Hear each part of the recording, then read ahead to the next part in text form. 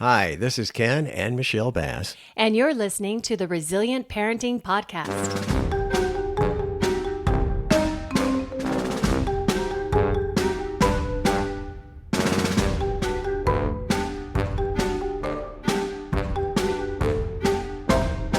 As Woody would say in Toy Story, howdy, howdy, howdy, howdy. Howdy? Howdy. There's a snake in my boot. No snakes on this episode. I think that was a Woody. Yeah, it was Woody. No, it was Woody that said that? Okay. Yeah, it was. Okay. And you sounded a little bit like Gomer Pyle when you said that. Howdy, howdy, howdy. No, Gomer always said, surprise, surprise, surprise. Oh, I'm sorry, my Shazam. mistake. Oh, goodness. Goodness. When I was a teenager going to Florida with my folks, Yeah. we'd run into people down there from Chicago, and other teenagers would say, you sound like Gomer Pyle, because I had a really bad Southern accent back Yeah, then. you kind of act like him now. If anybody knows. It's actually a compliment because he was very sweet. Okay. Wouldn't you say he's sweet? I don't sing like him, though. Oh, goodness. No. You know what I was thinking was I think it would be really fun because, well, I should start by saying that for this episode, we had someone who actually is in a different part of the state. Yeah. Just happened to be where we're living. Yeah, they came to us. Yeah. Yeah, so we were able to meet them and record the episode. But I think it would be really fun for us to go on a road trip and go on a mini little tour of Idaho and be able to, bring our mics, our headphones, and our desire to learn and record a bunch of episodes. I wouldn't mind going on a mini tour or even a Mickey tour or a Goofy tour. Gosh.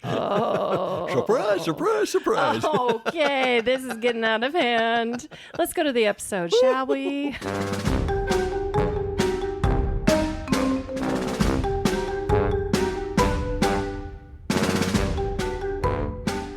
Hello, we're joined by Holly Whitworth, Community Health Division Director in Eastern Idaho Public Health, which says prevent, promote, and protect. And you're from Idaho Falls, which is really exciting, but you're not there right now. You are in person right now in Boise, Idaho. Oh, we're not there? We're not in Idaho Falls? I was wondering. I've never been to Idaho Falls. I thought maybe I was there and just was missing something. Yeah, no. Are you here? Sometimes. Yeah. Well, welcome, Physically. Holly. We're so happy that we were able to meet you here in Boise. You're here for a special conference, but we are excited to talk today about your program. Yeah, well, I am way excited to be here, Ken and Michelle. Thanks for the invitation. And I am here with the Idaho Health Priorities Conference, which is exciting because it's bringing together a whole bunch of entities and agencies and people that are passionate about Idaho health. And Eastern Idaho Public Health is all about healthy outcomes and healthy communities and healthy people. So I'm excited to be here and talk about parenting and how that relates to the health of each of us and about strengthening families. That fits right in with our podcast, talking about parenting. Isn't that odd that it just works out like this? You're in the right place. That's right. And at the right time, too. Oh. Yep. So can you tell us a little bit about what your programs or the different programs that you offer? Yeah, I sure can. When you think about community health, it encompasses so many things. And some of the community health programs that we have at Eastern Idaho Public Health would include a home visiting program. And I know that you're interested in that. We also have suicide prevention programs. We have drug overdose prevention programs.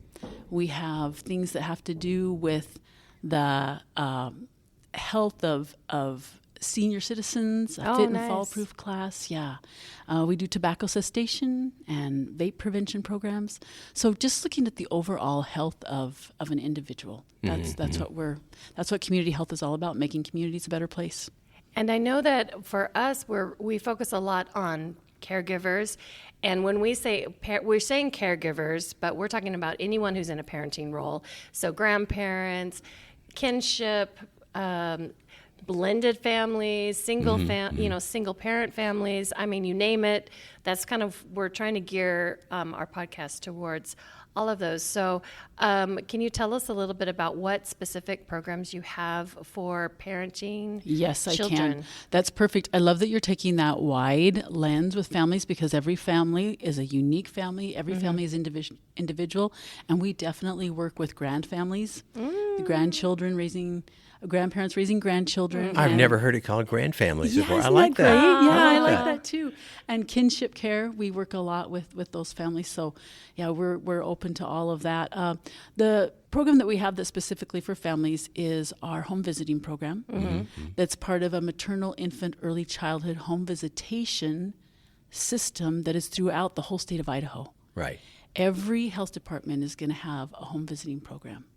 And this is the parents as Yes, parents as teachers. Parents as teachers, or a nurse-family partnership program. Some districts have nurse-family partnerships too. So anyway, that's our parenting program that we have. But along with that, as far as parenting and early childhood goes, we also have a program called Stewards of Children, which is child sexual abuse prevention training. And we also do a wonderful program in conjunction with the TWIGA Foundation that's called Blockfest. Ooh. And we get really excited about Blockfest, and that's, of course, the TWIGA Foundation is based here in Boise. What is that? TWIGA. It's a foundation that was established by Patricia Kempthorne. Pat Kempthorne. Yeah. We love Pat Kempthorne. Oh, I love Patricia. Yes, love Patricia. Anyway, she came up with this Blockfest exhibit with the University of Idaho Extension. And we're excited to be one of the entities in Idaho that has a Blockfest exhibit. And we use that to go across our region, our 8-county region, and talk to parents about how to play with their child. Oh, Yeah. okay. So we have a few things going on at Eastern Idaho Public Health that really support families. Oh, right. So you had, before we started, you had talked about strengthening families, like an overview of, can you explain what the strengthening families is? So all the things that we do to help families and support families at Eastern Idaho Public Health come under a framework that's called Strengthening Families. And I call it a framework because it's really like the scaffolding, the building blocks that families need to be safe and to thrive, right? And when I say it's a framework, it sounds pretty technical, but the reality is it is really something that is so practical. And when you think about strengthening families, we all have strengths, and every family has different strengths, right? Right. And we call them protective factors. And it may be something that you've heard about before. The Idaho Children's Trust Fund, their organization really talks about the protective factors, and our home visiting program has the protective factors embedded into all that we do with families. Yeah. There's some. And we have learned about the protective factors. There's 5 of them. That's right. And just for a review, for those that maybe didn't catch some other information that we'd shared before, what are the 5 protective factors? Well, I can tell you what they are. And first of all, I want to tell you that every family has protective factors. Every individual has protective factors. It doesn't matter what challenges or what adverse childhood experiences you may have had or where your family may be right now. Yeah. You have these protective factors. But you really have to put on that strength-based lens and look for them. So those protective factors are parent resiliency. And I know you guys are all about parent resiliency. Yep. Second one is concrete support in times of need. And those are those kind of things, those concrete supports, like this is what a family really needs, not what we think they need, or not the kind of support that we say, call me if you need anything. These are the kind of supports when we're really there for families, meeting them where they're at. Right. And then the third one is social and emotional competence. And I say competence kind of loosely because it doesn't mean you have to be socially, emotionally, you know everything about social emotional health, but you have to be in healthy relationships and doing those things that are going to help you be healthy 5 years down the road so you can care for your child. Okay. So social emotional competence, and then we have knowledge of parenting and child development. Which your program helps with. Exactly. That's what we're all about. And then we have social connections. Oh, so important. Social connections. Making connections with people is one of the most vital things we can do because, you know what, we are isolated in so many ways. And I mean, part of that is due to what happened during COVID. It made us even more isolated. Yeah. But sometimes media makes us isolated. Our technological devices isolate us. Yeah. And families need connections. They do need connection. That's why I love your podcast. You're Oh, connecting thank you. people, right? Thank you. Hey, number 3 on that list. Go back to that one again. Okay, I went through parental resiliency, concrete support, social emotional competence. That's the one where That's number 3. you need to stay healthy for the kids. Yes, stay healthy. Which Healthy ties relationships. into a lot of the other things you guys are doing with Exactly. smoking cessation and things like that, right? Yes, yeah, exactly. So when you think about social and emotional competence, we know that children thrive when families thrive, right? And every child needs at least one. Sometimes it only takes one, but they need one relationship, a healthy relationship with a nurturing, self-regulated, healthy adult, right? Right. And so that's what our Parents as Teachers program does, is we're there in the home with families, on the floor with parents, modeling what a healthy relationship looks like. And social emotional competence has a lot to do with that early attachment that happens between a parent and a child. You know, that kind of thing when you want parents to know that seeing their child. And I don't mean just looking at them and saying, hey, there's my child. I mean, like, you know what I mean? I mean, like, really seeing their child for the person that they are, you know? So true. Yeah. So if, thinking about like a family, just a typical family, what are some things that you would start with, or what are some things that maybe are your go-tos that you can talk about right now in general for anyone who's listening, where they might be able to get some... Yeah. Well, when you talk about social emotional competence, some things that come up for me, and I've always kind of called them the 3 R's. Okay. And there's a couple times that they come up, but there's 3 things that parents can do for their child. And that is reassurance. Oh, okay. From the time that a baby, their first cry comes, right? That parent's job is to reassure that child that they are in a safe place. Right. That they're going to be taken care of, that it's okay for them to express their emotions, and that parent's going to be there. And so that reassurance is really important from the time that they cry until they're an adult. My 28-year-old needs reassurance. Right? I mean, it's never stopping. Actually, you know what? I'm 53 and I need reassurance. I'll call my parents. It's going to be okay. I'm here for you. It's okay. It's going to be okay. And Michelle, I love that you say that, because there's never a time that we don't need reassurance. Yeah. Reassurance that it's going to be okay. We can get through, whatever life is handling us, and we can come out on the other side and be all right. Yeah. And I think that is huge for parents, because life happens and we all have challenges. We all have experiences that we all have trauma. We all have scars, and just knowing that we can come out on the other side. So reassurance is really important. And it doesn't matter like whether that child is young or old, like you said. Okay. And then the 3rd R is routines. Routines? Oh, yes. Yes. Now, when I say routines, I want to just quantify that routines are different than schedules. They can be. But routines are the way that, like, when a child comes home from school, how do you greet that child when they come in the door of their home? Yeah. That's a routine, right? Yeah. How do you put that child to bed? That's a routine.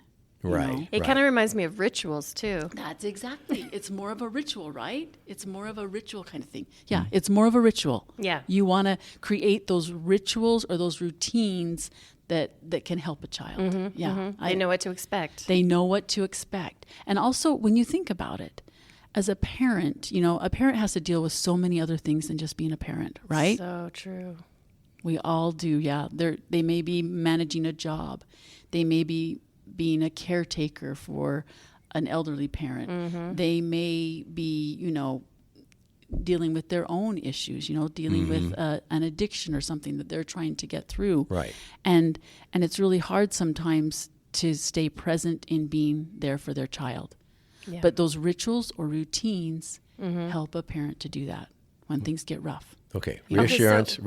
What were the 3 R's? Rituals, reassurance, rituals or routines, and then the last one is regulation. Regulation. Okay. Regulation. Yeah, I hear that a lot at home. Well, Don't bother me. I'm regulating. We're big on regulation. You're big on regulation. We're big, and we Yeah. have had a couple of episodes that talks about the body as an engine and how to recognize it in yourself as the caregiver, so then you can help co-regulate with your child. Exactly. I love that, Michelle, because we know that the body stores everything for us. And when a parent feels something, they're going to feel it first in their body. You know, Yes. whether it's tense shoulders, whether it's a stomach that all of a sudden feels sick, or whether it's tightness in their jaw, they're going to feel that. So if parents are feeling that, guess what? Yeah. The Children kids are feeling that, right? And so we want to help children regulate their emotions. And the reality is children have big emotions. Yeah. And they're supposed to. Right. They have reactions to everything that happens to them, right? And sometimes parents, and I know I was guilty of this as a parent, you know, oh, you don't feel that way, or you're okay, you know, or it's all right. But really isn't it all up. right. Oh, yeah. You know, pull yourself up. Yep. Get on with it, right? But that's not the reality. The reality is they have big emotions. Those emotions are real. And as a parent, how do you help them regulate those big emotions? With some reassurance. With some reassurance. See how it comes around? With, Yeah, you see look that? at you, yeah. And, you know, you brought up that they need to be aware of their state. Because what would you say to parents who say, oh, well, I don't let them know that I'm stressed, or I don't let them know that I'm upset? What would you say to a parent who thinks they're hiding it from their child? Well, the first thing I would say to a parent is that it's okay that you feel stressed, and it's okay that you're upset. And it's even okay for your child to know that.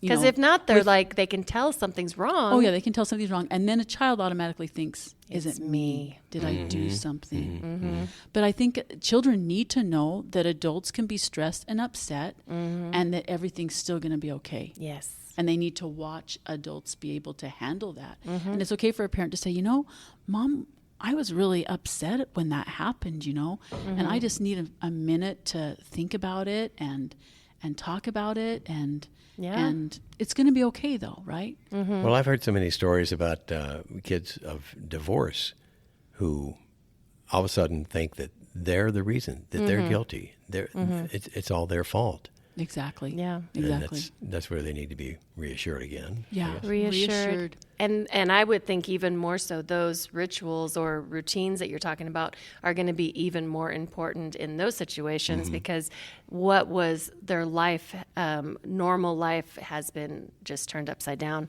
So being able to find in both homes rituals or routines In both homes, rituals and routines that they can count on. Yes. And I'm sure if us or your listeners thought about it, we could identify a ritual or a routine that we had as a child that brought us comfort.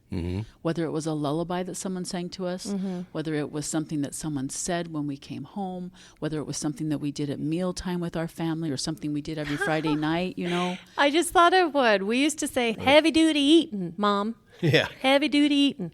And that's wonderful, because you remember that and you know what that meant for your family, and it conjures up. I can see your face lighting up. Yeah. It conjures up, okay, this is what my family did, and this is how I knew I was okay with my family, right? Yeah, we were all together. Yeah. So it's okay for parents to let children know that they have feelings too, you know, but then to reassure and bring in those rituals and routines to say, you know, it's going to be okay.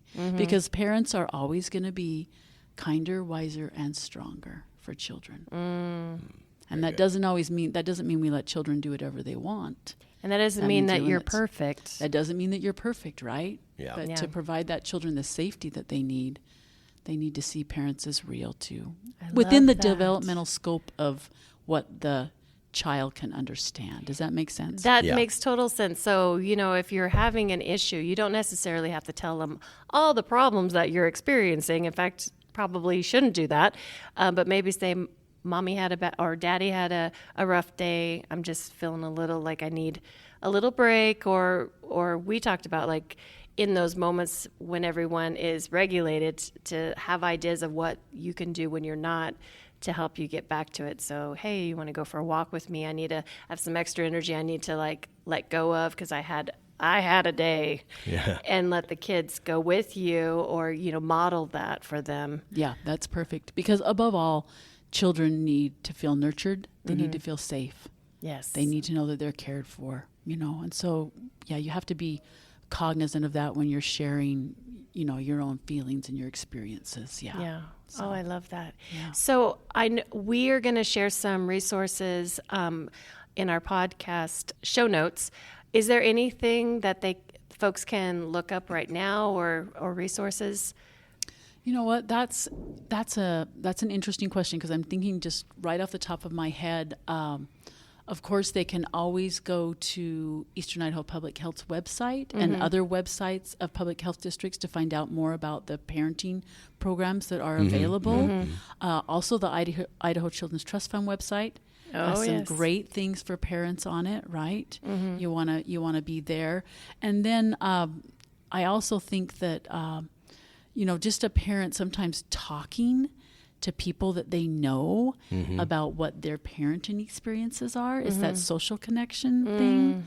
I think that's so important because, years ago you had grandma that was living next door or your aunt that was living in the house with you or something like that, and you could go and talk to them about what your parenting experience is. And nowadays that's a little more challenging, Yeah. And so I think for parents to look for some kind of support. And it doesn't have to be a group or anything like that. It can be just support people in their life and identify them. Right. Yeah, because they need to hear that, it's going to be okay. And you've got this and you're going to make it. And you're doing a great job of parenting. And the reality is we know that parents are usually on with their kids only about 30% of the time. And they've also found that that's good enough. Parents are not going to be perfect. And we need to give. Can you say that again? Yeah, right? Please say that again. Well, if we don't say it to ourselves, our children will say it to us at some point. So, yeah. At some point, they will realize. Yeah. Oh, great. Well, thank you, Holly Whitworth, and thanks for talking to us all about this today. And just have to remember the 3 R's now. I'm not going to go reading, writing, arithmetic. That's right. It's reassurance, routines or rituals, and regulation. Very good. Thank you. All right. Thank you. Thanks for having me.